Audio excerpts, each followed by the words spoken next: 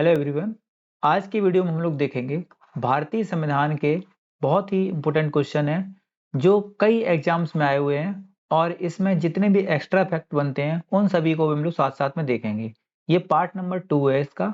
हमने ये part number 1 इसका कंप्लीट कर लिया है जिसमें 40 क्वेश्चन थे और उसके साथ में हमने बहुत सारे एक्स्ट्रा फैक्ट बताए थे जिनको आप लोग अच्छी तरह समझते जाएंगे, क्योंकि मैं जितने भी कुछ वीडियो बना रहा हूँ ये कभी ना कभी क्वेश्चन आए हुए हैं या फिर आने की संभावना है। इन सभी एग्जाम्स में जितने भी लिखे हुए हैं इन सभी एग्जाम्स के लिए इम्पोर्टेंट है ये। ठीक है, तो सबसे ज्यादा अभी रेलवे की वैकेंसी आने वाली है। रेलवे की वैकेंसी जितनी भी आएगी 1 लाख के प्लस तो आएगी आएगी। तो आप लोग जो भी इन एग्जाम्स में नहीं पार्टिसिपेट कर रहे हैं, चाहे वो यूपी पुलिस का हो, जीडी का एग्जाम हो या फिर सीजीएल का एग्जाम हो, जिनको इंग्लिश नहीं आती उनके लिए भी बेनिफिशियल है। 1 लाख प्लस वैकेंसी आएगी रेलवे की और इनके लिए मैं पूरी थ्योरी करवा दूंगा अगर आप लोग मेरे चैनल पे कंटिन्यू प्रिपरेशन करते रहेंगे तो। ठीक है, तो इसी के साथ हम लोग वीडियो स्टार्ट करेंगे और ये मेरा यूट्यूब चैनल है, आप चाहें तो इसे शेयर कर सकते हैं और वीडियो देखने के बाद इसे लाइक या कमेंट करें तो ज़्यादा अच्छा लगेगा। पहला क्वेश्चन है, प्रधानमंत्री पद से पद त्याग करने वाला पहला व्यक्ति कौन था या पहला व्यक्ति कौन है? देखिए, मोरारजी देसाई। मोरारजी देसाई के नाम पे बहुत सारे नाम याद रखेंगे। ये पहली बात तो ध्यान रखेंगे, ये 1978 में ये पीएम बनते हैं और 79 तक ये रहते हैं। इंदिरा गांधी को इन्होंने सक्सीड किया था। ध्यान रखेंगे इस चीज को। ये सबसे अधिक उम्र में ये पीएम बने थे, ध्यान रखेंगे। इनका जन्म जो है 1996 का है, सॉरी 1896 का है। तो इसके बाद ये 78 बने थे, तो लगभग लगभग 82 साल की उम्र में बने थे। ध्यान रखेंगे इस चीज को, ठीक है। तो ये सबसे अधिक उम्र के व्यक्ति थे जो पीएम बने थे। एक चीज यहाँ पे और ध्यान रखेंगे इस चीज को कि अभी मोदी जी प्रेजेंट टाइम में अगर बात की जाए, उनका मोदी जी का जन्म है 17 सितंबर। ये भी याद कर लीजिए, आया हुआ क्वेश्चन है ये। मोदी जी का बर्थडे कब हुआ था? 17 सितंबर 1950 को इनका जन्म हुआ था, मोदी जी का। ठीक है, तो इसके अकॉर्डिंग अगर देखेंगे तो 50 इधर और 24 इधर, यानी कि 74 ईयर्स के मोदी जी होंगे। अगर 5 साल पूरे भी कर लेंगे तो 79 के होंगे, लेकिन इनको पीछे नहीं छोड़ पाएंगे। तो सबसे अधिक उम्र के पीएम यही रहेंगे। कौन रहेंगे? मोरारजी देसाई। ठीक है, ध्यान रखेंगे इस चीज को। देखो दूसरा क्वेश्चन दिया भी यही है, सबसे कम उम्र और सबसे अधिक उम्र में भारत के प्रधानमंत्री पद का किसने संभाला है? देखिए, सबसे कम उम्र की बात करेंगे तो राजीव गांधी जी क्यों बने थे आपको पता है? क्योंकि इनकी माता जी जो इंदिरा गांधी जी हैं, इनकी मृत्यु हो गई थी अचानक, तो इसीलिए राजीव गांधी जी को पीएम बनाया गया था। ठीक है, और सबसे अधिक उम्र हमने बता दिया है, कौन है? मोरारजी देसाई। मोदी जी का बर्थडे ध्यान रखना 17 सितंबर, ये पूछा हुआ क्वेश्चन है और 1950 को हुआ था। ठीक है, आएगा एग्जाम में आपके। ठीक है, 1896 में मोरारजी देसाई का हुआ था। और मोरारजी देसाई के नाम से एक बात और ध्यान रखना कि इनके समय 44th अमेंडमेंट हुआ था। ठीक है, 1978 में। एक क्वेश्चन और ध्यान रखना, मोरारजी देसाई को ही इंडिया और पाकिस्तान दोनों ही देशों का सर्वोच्च सम्मान, जैसे उनके यहाँ है निशान ए पाकिस्तान, अपने यहाँ है भारत रत्न, दोनों ही अवार्ड इन्हें प्राप्त हैं। ध्यान रखेंगे, ठीक है, क्वेश्चन पूछ सकता है। ठीक है, प्रधानमंत्री पद पर रहने प्रधानमंत्री पद पर सबसे कम समय के लिए रहने वाले कौन व्यक्ति थे? देखिए, ऑप्शन में अगर अटल बिहारी वाजपेयी जी का नाम नहीं होगा तब लगाएंगे चौधरी चरण सिंह। लेकिन अगर अटल जी का नाम है तो अटल जी सबसे कम उम्र के लिए सबसे कम समय के लिए बने हैं। ध्यान रखना इस चीज को। उम्र की बात करें तो राजीव गांधी जी हैं। सबसे कम समय की बात की गया है, मतलब कि टेन्योर की बात कर रहा है। तो यहाँ ध्यान रखेंगे मात्र 13 दिन एक बार इनकी सरकार चली थी, तो इसलिए ध्यान रखेंगे सबसे कम समय के लिए जो पीएम बने थे तो एक टेन्योर में, तो वो 13 दिन के लिए थे अटल जी। ठीक है, 13 दिन में सरकार गिर गई थी। लेकिन चरण सिंह की बात करेंगे तो चरण सिंह जो है ये 6 महीने के लिए बने थे। ध्यान रखेंगे इस चीज को। ठीक है, एक क्वेश्चन और ध्यान रखेंगे यहीं पे, चौधरी चरण सिंह जब ये पीएम बने तो उस समय कोई भी अधिवेशन नहीं हुआ था लोकसभा का, तो इसीलिए सदन न चलने के कारण ये सदन में पहुंचे नहीं थे। कभी कभी क्वेश्चन पूछा गया है कि कौन से ऐसे प्रधानमंत्री थे जो एक बार भी लोकसभा का सामना नहीं किए थे, तो यही थे चौधरी चरण सिंह जी। ठीक है, 2 बार कार्यवाहक प्रधानमंत्री के रूप में किसने कार्य किया? कार्यवाहक प्रधानमंत्री पूछ रहा है, कार्यवाहक प्रधानमंत्री के रूप में काम किया गुलजारी लाल नंदा ने। एक बार तो जेएल नेहरू की मृत्यु पर और दूसरी बार लाल बहादुर शास्त्री की मृत्यु पर इन्होंने गुलजारीलाल नंदा को कार्यवाहक प्रधानमंत्री के रूप में काम करना पड़ा, ध्यान रखेंगे इस चीज को, ठीक है। किस प्रधानमंत्री की मृत्यु उनके कार्यकाल के दौरान हुई थी? देखिए 3 प्रधानमंत्री अपने ऐसे हुए हैं, एक थे जवाहरलाल नेहरू, ध्यान रखेंगे जवाहरलाल नेहरू, दूसरे थे लाल बहादुर शास्त्री और तीसरी थी इंदिरा गांधी, ध्यान रखेंगे। तीनों लोगों की इनकी मृत्यु, ध्यान रखेंगे, शास्त्री जी की मृत्यु जो है ये ताशकंद में हुई थी, ध्यान रखेंगे इस चीज को, ठीक है। ताशकंद समझौता करने गए थे और यहीं पे मृत्यु हो गई थी इनकी, ध्यान रखेंगे इस चीज को, ठीक है। आपको पता है इस चीज के बारे में, ठीक है। और इंदिरा गांधी के बारे में भी आपको पता है, ठीक है। देखिए जैसे एक मैं टॉपिक कराने वाला हूँ, इसके बाद ये टॉपिक करा दूंगा। महात्मा गांधी के लिए जो समाधि स्थल है कौन सा है? राजघाट है, जो दिल्ली में स्थित है। इंदिरा गांधी का शक्ति स्थल है, ठीक है। ऐसे ही शांति वन है जवाहरलाल नेहरू का। गुलजारी लाल नंदा कौन सा है? नारायण घाट है। इन्हीं के नाम से मुझे ये टॉपिक याद आया था कि कौन सा टॉपिक कराना है, तो नारायण घाट, ठीक है। एक बात और करेंगे, राजीव गांधी का कौन सा है? वीरभूमि। राजेंद्र प्रसाद का है महाप्रयाग घाट। और जवाहरलाल नेहरू का है शांतिवन। जगजीवन राम का है समता स्थल। और एक है चैत्रा भूमि। चैत्रा भूमि किसका है? तो ध्यान रखेंगे चैत्रा भूमि है डॉक्टर साहब भीमराव अंबेडकर, BR अंबेडकर, ठीक है, ध्यान रखेंगे, ठीक है। अंबेडकर जी का है चैत्रा भूमि, ठीक है। ये टॉपिक पूरा हम करेंगे अभी, ठीक है। हमारे मतलब कि चैनल विजिट कर लेना, उस मिल जाएगा आपको। इसके बाद नेक्स्ट वीडियो इसी को बना देंगे। टॉपिक पे आते हैं, भारतीय संविधान किस दिन लागू हुआ था? देखिए संविधान को लागू करने का 26 जनवरी 1950 का दिन है। अब इसी दिन संविधान को लागू क्यों किया गया था? क्योंकि आपको याद है 26 जनवरी 1930 को, हालांकि इसकी डेट का ये माना गया है कि 31 दिसंबर को झंडा फहराया था और 26 जनवरी की डेट फिक्स की गई थी जवाहरलाल नेहरू के द्वारा।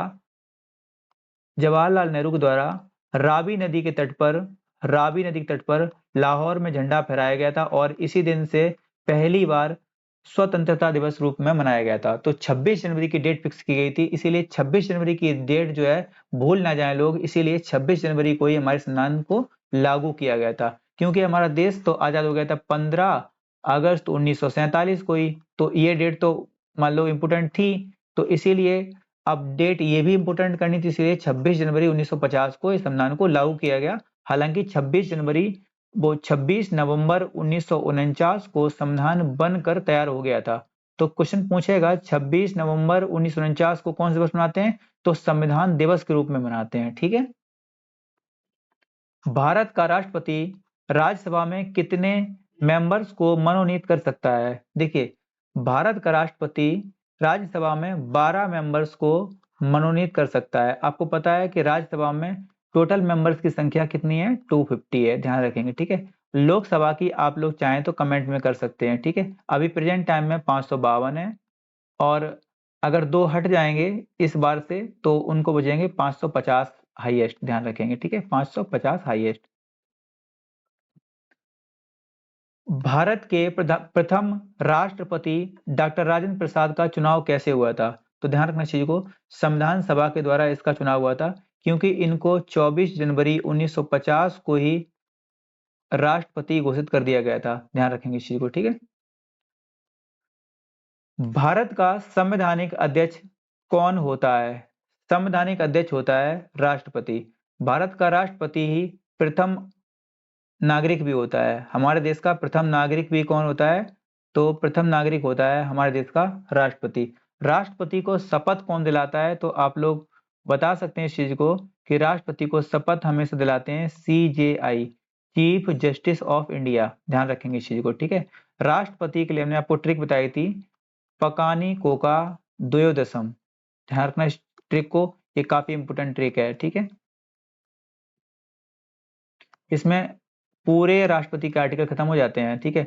पा से क्या होता है? राष्ट्रपति का पद होता है। का से मतलब कार्यपालिका का हेड होता है। नी से होता है निर्वाचन। को से कोटा होता है। का से कार्यकाल होता है, उसका कार्यकाल 5 साल का पूरा होता है। दोबारा निर्वाचन, यानी कि वो दोबारा निर्वाचन भी लड़ सकता है, ठीक है। योग्यता, अपने यहाँ राष्ट्रपति कितने बार भी लड़ सकता है, अमेरिका में ऐसा है सिर्फ 2 बार लड़ सकता है, ठीक है, ध्यान रखेंगे।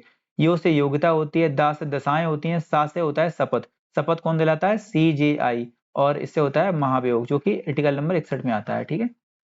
अब बात करेंगे हम लोग 49 नंबर आर्टिकल की। देखिए 49 नंबर क्वेश्चन की, किसी भौगोलिक क्षेत्र को अनुसूचित क्षेत्र घोषित करने का अधिकार किसको है?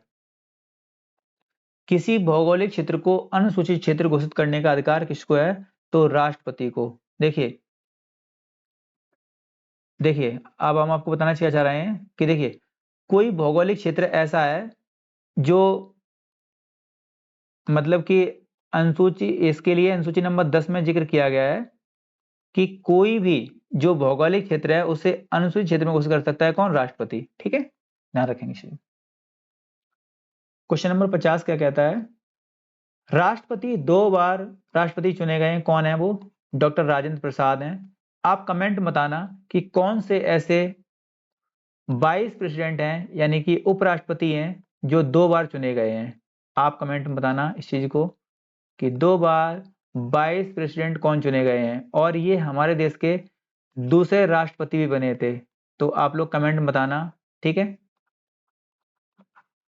इनका बर्थडे हुआ था 5 सितंबर को, जो कि हम राष्ट्रीय शिक्षक दिवस मनाते हैं। अब देखिए भारत का राष्ट्रपति किसके द्वारा चुना जाता है? भारत का जो राष्ट्रपति होता है, भारत जो राष्ट्रपति होता है, इसके लिए आप ध्यान रखेंगे निर्वाचन जो होता है इसका, तो लोकसभा और राज्यसभा के जो निर्वाचित मेंबर होते हैं, मनोनीत नहीं, जो निर्वाचित मेंबर होते हैं वो भाग लेते हैं। और इसमें राज्य की विधानसभा भाग लेती है लेकिन विधान परिषद भाग नहीं लेती है।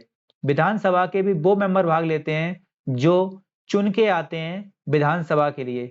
इसमें अगर सीएम का पद कोई व्यक्ति लिए हुए है और वो विधान परिषद से चुन के आया है तो वो वोट नहीं कर सकता है। तो ध्यान रखेंगे लोकसभा, राज्यसभा और विधानसभा के निर्वाचित मेंबर सिर्फ भाग ले सकते हैं राष्ट्रपति के चुनाव में, ध्यान रखेंगे। ठीक है, सांसद, और जो सांसद तो सिंपल सी बात है, चाहे वो लोकसभा हो या राज्यसभा हो, दोनों का ही सांसद बोले जाते हैं जो चुने हुए होते हैं। और विधानसभा के आप जानते हैं जो विधानसभा के लिए चुन के आए हैं वो भाग ले सकते हैं। ठीक है, अब बात करेंगे 52 नंबर में, तो अध्यादेश जारी करने का अधिकार राष्ट्रपति को कौन सा अधिकार है? तो ये कैसा अधिकार है? विधायी अधिकार है राष्ट्रपति का, ध्यान रखेंगे। आर्टिकल नंबर 123 में जिक्र किया गया है कि राष्ट्रपति को जिस समय सत्र नहीं चल रहा होता है उस समय राष्ट्रपति किसी बिल के लिए अध्यादेश पारित कर सकता है। ठीक है, हाँ। कौन से संविधान के संशोधन अधिनियम 6 से 14 वर्ग के सब बच्चों के लिए शिक्षा के अधिकार को एक मूल अधिकार बनाया गया है? ये आप जानते हैं 86वां अमेंडमेंट था जो कि 2002 में आया था। कब आया था? 2002 में आया था। और इसी अमेंडमेंट से आपको याद है इसमें 21 ए, आर्टिकल नंबर 21 के ए को ऐड किया गया था जो कि एक क्या है? फंडामेंटल राइट है। और इसी अधिनियम से हमें पता है कि 6 से 14 वर्ष के बच्चों को क्या करना है? शिक्षा का मूल अधिकार दिया गया है। ठीक है, ध्यान रखेंगे इस चीज को। हाँ, 54 नंबर की बात करेंगे, तो भारतीय संविधान में सम्मिलित नीति निर्देशक तत्व आयरलैंड से लिए गए हैं। ये क्वेश्चन आपको सिर्फ समझाया गया यहाँ से कि डीपीएसपी कहाँ से लिया है? आयरलैंड से लिया गया है। संघीय शासन प्रणाली कहाँ से ली गई है? तो हमने कनाडा से लिया, ये बात सच है। ठीक है, आपातकालीन उपबंध कहाँ से लिए हैं? जर्मनी से लिए हैं, ध्यान रखेंगे इस चीज को। और गणतांत्रिक व्यवस्था हमने कहाँ से लिया है? तो फ्रांस से लिए है। गणतांत्रिक वर्ड हमने कहाँ से लिया है? तो फ्रांस से लिया है। और मूल कर्तव्य हमने कहाँ से लिए हैं? तो सोवियत संघ से लिए हैं। एक क्वेश्चन यहाँ ध्यान रखना, सोवियत संघ से हमने एक चीज और ली है, आपको याद है फंडामेंटल ड्यूटीज। और ध्यान रखेंगे जो हमारे यहाँ पंचवर्षीय योजना चलती है ना, वो भी हमने सोवियत संघ से ली है। ठीक है, संशोधन करने की प्रक्रिया आर्टिकल नंबर 368 हमने कहां से लिया है? तो साउथ अफ्रीका से लिया है। संविधान से प्रभावित हैं लेकिन पूछा गया है संसदात्मक लोकतांत्रिक प्रणाली हमने कहां से ली है? देखिए संसदीय प्रणाली हमने कहां से ली है? तो आपको पता है ये कहां से ली है? मैं ब्रिटेन से, क्योंकि ब्रिटेन ने हम पे शासन किया है इसीलिए हमने वहां की चीजों को ज्यादा अच्छे से समझा था, इसीलिए हमने वहां से फॉलो की है। कौन सी? संसदीय प्रणाली ब्रिटेन से ली है। ठीक है, आपको ध्यान रखना है इस चीज के लिए कि जो हमारे यहाँ एकल नागरिकता है, जो हमारे यहाँ एकल नागरिकता है वो भी हमने कहां से ली है? तो ब्रिटेन से ली है। चलिए इसके ऊपर एक वीडियो बना देंगे हमने किस देश से क्या लिया है। ठीक है, देखिए जब भारत स्वतंत्र हुआ उस समय ब्रिटेन के प्रधानमंत्री कौन थे और किस पार्टी की सरकार थी? तो देखिए इस समय वहां के जो प्रधानमंत्री थे वो थे क्लीमेंट एटली। क्लीमेंट एटली को ऐसा माना जाता है कि ये भारत के एक तरीके से पक्ष में रहा करते थे। तो इन्हीं ने घोषणा की थी कि इंडिया को जल्दी ही फ्री कर दिया जाएगा। और इसके बाद इनकी ध्यान रखेंगे इस चीज को, लेबर पार्टी की सरकार थी इस समय, ठीक है। क्लीमेंट एटली पीएम थे और लेबर पार्टी की सरकार थी जब जिस समय इंडिया फ्री हुआ है। एक क्वेश्चन यहाँ ध्यान रख लीजिए कि जिस समय इंडिया फ्री हुआ है, जब भारत स्वतंत्र हुआ है, तो उस समय कांग्रेस का अध्यक्ष कौन था? तो कांग्रेस के जो अध्यक्ष थे उनका नाम था, कांग्रेस के जो अध्यक्ष थे उनका नाम था जे.बी. कृपलानी, ध्यान रखेंगे। और जे.बी. कृपलानी की जो वाइफ थी इनका नाम था सुचेता कृपलानी, जो कि यूपी की तीसरी सीएम और इंडिया की पहली महिला सीएम बनी थी, ठीक है। ध्यान रखेंगे इस चीज को, क्या नाम था इनका? सुचेता कृपलानी, ठीक है। ध्यान रखेंगे इस चीज को, ठीक है, सुचेता कृपलानी। ये यूपी की सीएम बनी थी, ध्यान रखेंगे। यूपी की महिला सीएम कहें या फिर इंडिया की किसी भी स्टेट की पहली महिला सीएम थी सुचेता कृपलानी, ध्यान रखेंगे। और यूपी की 3rd नंबर की सीएम थी, ठीक है। एक चीज ध्यान रखेंगे कि इंडिया की कहो या फिर यूपी की कहो, पहली गवर्नर भी महिला कौन थी? तो वो यूपी की ही थी और उनका नाम था सरोजनी नायडू, ध्यान रखेंगे, ठीक है। सरोजनी नायडू। सरोजनी नायडू के नाम से एक चीज ध्यान रखना, इनको स्वर कोकिला के नाम से जाना गया है। और ये कानपुर का एक अधिवेशन हुआ था 1925 का, 1925 का अधिवेशन हुआ था कांग्रेस का, जिसमें ये अध्यक्ष बनी थी। और ध्यान रखेंगे इंडियन महिला कोई कांग्रेस की पहली अध्यक्ष बनी थी तो वो सरोजनी नायडू थी। लेकिन कांग्रेस की पहली महिला की बात करेंगे तो 1917 में एनी बेसेंट बनी थी, ठीक है। मेरी बातों को ध्यान सुनना, आपका उद्धार हो जाएगा इतनी बातों से ही, ठीक है। भारत का मैग्ना कार्टा किसे कहा गया? ये किसी भी कंट्री का मैग्ना कार्टा किसे कहा गया लिख सकते हैं, तो ये फंडामेंटल राइट को कहते हैं। किसको कहते हैं? फंडामेंटल राइट को कहते हैं, क्योंकि फंडामेंटल राइट वो अधिकार होते हैं जो कि जन्म से मिल जाते हैं, इसीलिए इन्हें कहा गया, मैग्ना कार्टा कहा गया है, ठीक है। फंडामेंटल राइट, ध्यान रखेंगे इस चीज को कि हमारे यहाँ भाग नंबर 3 में जिक्र किया गया है। हमने आपको एक ट्रिक बताई थी, UCFD। यू से होता है यूनियन, जो कि भाग नंबर 1 में जिक्र किया है। और सी से होता है सिटीजनशिप, जो कि भाग नंबर 2 में जिक्र किया है। और एफ से होता है फंडामेंटल राइट, जो कि भाग नंबर 3 में जिक्र किया है। और डी से होता है DPSP, जो भाग नंबर 4 में जिक्र किया है। आप ध्यान रखेंगे इसमें आर्टिकल नंबर 1 से 4 तक दिए गए हैं और सिटीजनशिप दी है 5 से लेकर 11 तक दी गई है। फंडामेंटल राइट की बात करेंगे तो ये 12 से लेकर 35 तक दिए गए हैं। और डीपीएसपी की बात करेगा तो 36 से लेकर 51 तक इनका जिक्र किया गया है, ध्यान रखेंगे। और आपको पता है 4 के का में दिया गया है क्या? फंडामेंटल ड्यूटीज, जिन्हें बोलते हैं आर्टिकल नंबर 51 का, ठीक है। अब आगे बढ़ते हैं हम लोग, तो ये भाग नंबर 3 हो जाएगा, 12 से 35 तक फंडामेंटल राइट, ठीक है। धार्मिक स्वतंत्रता का अधिकार किस अनुच्छेद में दिया गया है? ये आर्टिकल नंबर 5 नहीं है। आप देखिए, धार्मिक स्वतंत्रता का अधिकार की बात करेंगे तो ये 25 से लेकर 28 तक आर्टिकल दिए गए हैं, ध्यान रखेंगे इस चीज को। 25 से लेकर 28 तक किस में आएंगे? तो आप देखिए किस में आएंगे? फंडामेंटल राइट में, ठीक है। ध्यान रखेंगे इस चीज को, ठीक है। मौलिक अधिकारों में संशोधन का अधिकार किसको है? तो इसका अधिकार संसद को है। और ये आपको नीचे वाला क्वेश्चन दिया गया है, केशवानंद भारतीवाद में इसका अधिकार दिया गया था कि फंडामेंटल राइट में भी कहीं कहीं चेंजमेंट आप कर सकते हैं।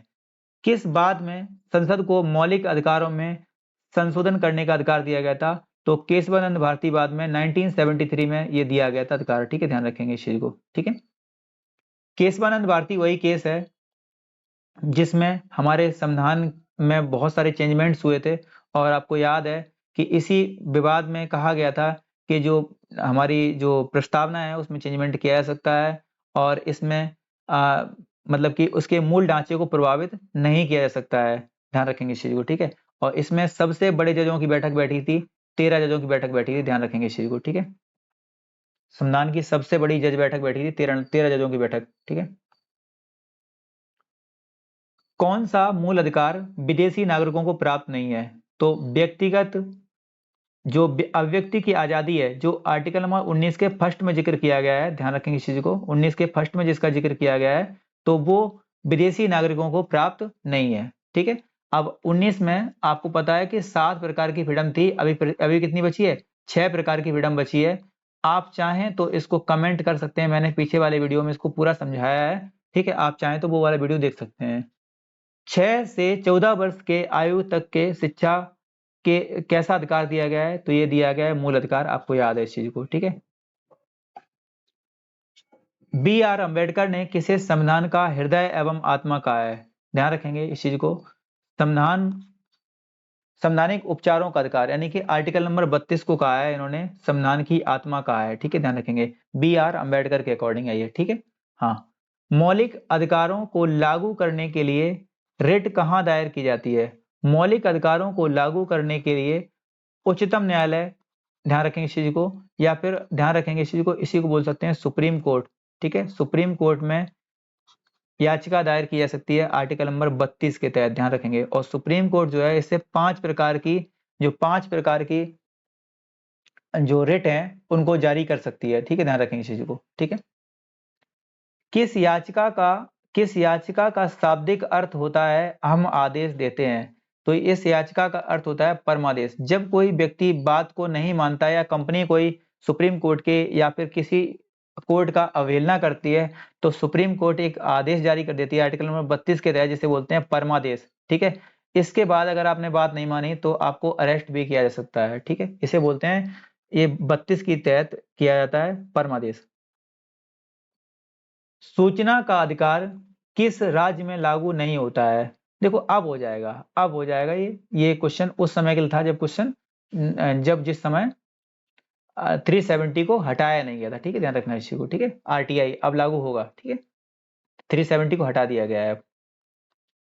किसी कैदी को न्यायालय के समक्ष प्रस्तुत करवाने के लिए किस रिट की आवश्यकता? ये क्वेश्चन आया हुआ है, मैंने इसलिए डाला है इसमें, और ये क्वेश्चन यहाँ पे अब लागू नहीं हुआ क्योंकि 370 हट गया है।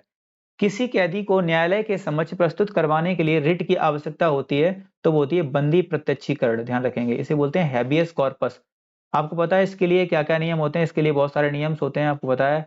बंदी को 24 घंटे के अंदर हाई कोर्ट या कोर्ट के समक्ष प्रस्तुत करना होगा, जिसमें यात्रा का समय काउंट नहीं किया जाता है, ठीक है, ध्यान रखेंगे इस चीज को, ठीक है।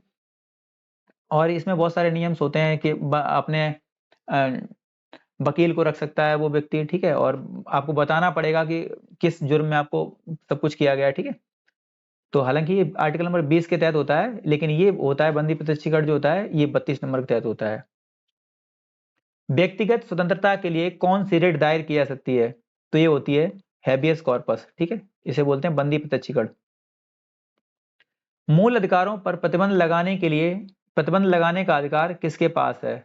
मूल अधिकारों पर प्रतिबंध लगाने का अधिकार किसके पास है? तो संसद के पास है, ध्यान रखेंगे इस चीज को। देखिए, जो हैबियस कॉर्पस होता है इसकी जानकारी लोगों को नहीं होती है। जैसे पुलिस वाला जब गिरफ्तार करता है तो उसकी डेट या और टाइम नोट करता है, जो डेट होती है और उसके टाइम नोट करता है कि कब हमने इसको गिरफ्तार किया है। तो जब भी कोई व्यक्ति साथ में जाता है और किसी व्यक्ति को गिरफ्तार करता है तो हमेशा जो रिपोर्ट लिखता है उसकी एक फोटो खींच लो, और जो फोटो खींचोगे तो अगर उसके 24 घंटे तक वो व्यक्ति सुनवाई नहीं कर रहा है तो उल्टा जो पुलिस वाला है ना उसी पे कार्रवाई हो जाएगी, अगर वो व्यक्ति 24 घंटे के अंदर उसको कोर्ट में प्रस्तुत नहीं करता है, ठीक है, समझ गए बात को। तो ये होता है हैबियस कॉर्पस। क्या नीति निर्देशक तत्वों को कार्यान्वित करने के लिए मूल अधिकारों का हनन हो सकता है? तो हमने बताया था आपको हो सकता है, लेकिन कुछ में हो सकता है इस चीज के लिए, ठीक है। समान कार्य के लिए समान वेतन भारत के संविधान में कहा सुनिश्चित किया गया है? समान कार्य के लिए समान वेतन, देखिए ये डीपीएसपी में जिक्र किया गया है, आपको याद है इस चीज के लिए हमने आपको 39 नंबर कराया है आर्टिकल, उसी में जिक्र किया है समान कार्य के लिए समान वेतन, ध्यान रखेंगे स्त्री पुरुष समान वेतन मिलेगा। समान कार्य के लिए समान वेतन कहाँ है? डीपीएसपी में जिक्र किया है आर्टिकल नंबर 39 में। भारत के संविधान में अंतरराष्ट्रीय सुरक्षा को प्रोत्साहन देना कहाँ सन्निहित है?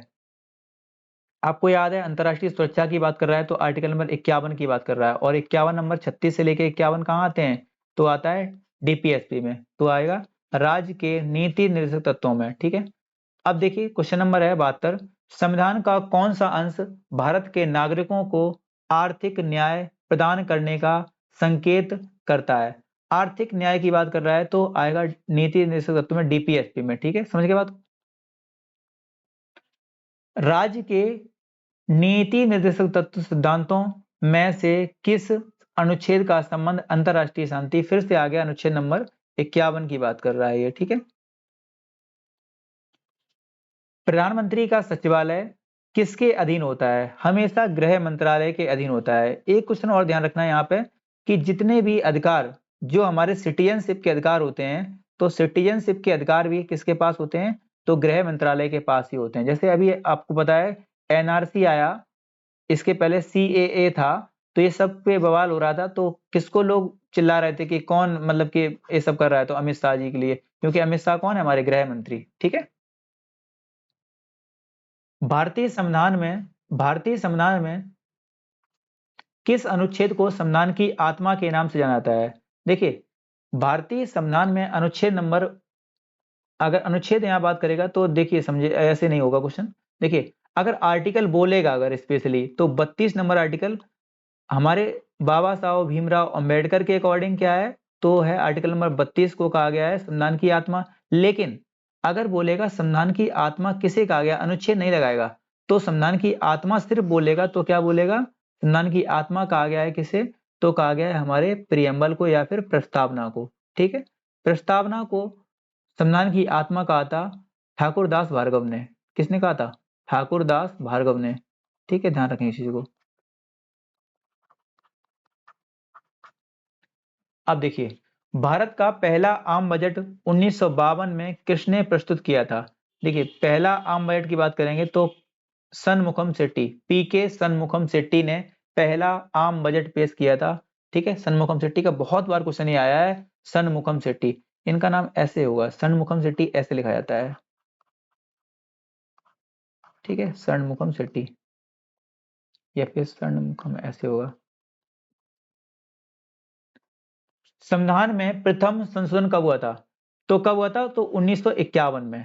आपको याद है संविधान में पहली बार संशोधन हुआ था जिसमें 9th अनुसूची को ऐड किया गया था, आपको याद है।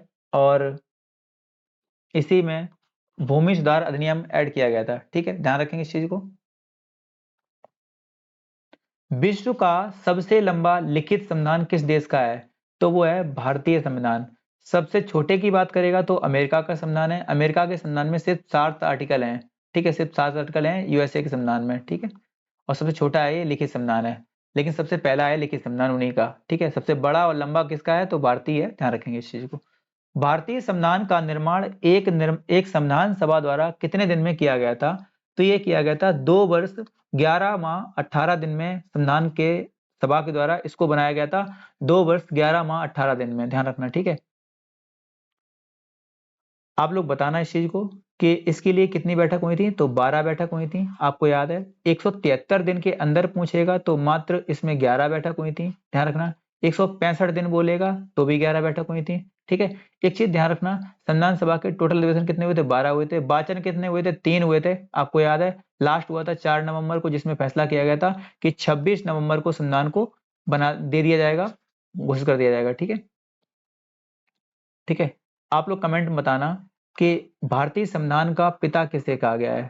भारतीय संविधान का पिता किसे कहा गया है? ठीक है, भारतीय संविधान का पिता किसे कहा गया है? एक क्वेश्चन बताना। ठीक है, भारतीय संविधान में प्रियम्बल को, जो प्रियम्बल है, प्रियम्बल को सबसे पहली बार प्रस्तुत किसने किया था? ठीक है, ये 2 क्वेश्चन के आप आंसर बताना कमेंट्स में। अगर आपको वीडियो अच्छा लगा है तो आप लोग लाइक और कमेंट जरूर करें इस चीज पे। ठीक है, और शेयर भी कर सकते हैं। थैंक यू दोस्तों।